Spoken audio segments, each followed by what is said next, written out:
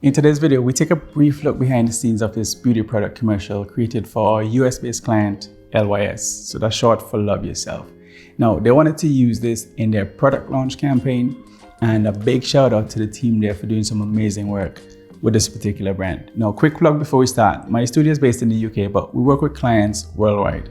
As long as you have access to our post office, all you have to do is get your products to us, and we're gonna take care of the rest. So the product is a setting spray, which is used during the makeup application process, just to lock it all in place.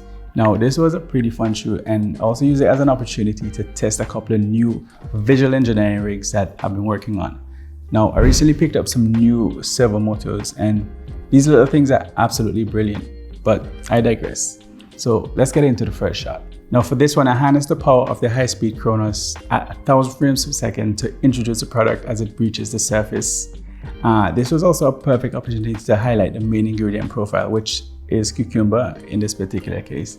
Now during the prep phase, I had them cut into little triangles just to match the aesthetic of the packaging, because the packaging has been designed to be triangular. On to the next shot, which is probably one of my favorite in this video. So I hung this custom rig to a crossbar setup and made sure it was level in all directions to keep the motion as central as possible, and having an adjustable table also helped to set the height of the tank exactly where I wanted it to be.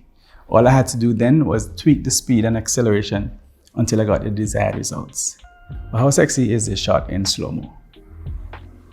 Now the next shot was a pretty simple close-up, and the idea was to move the bottle so you can see the liquid shifting inside, and this was only possible because the bottle is actually translucent. So I used this mini turntable to get that smooth rotation on the product. Next up, I wanted to create a spray mist without using a hand or a finger in the shot.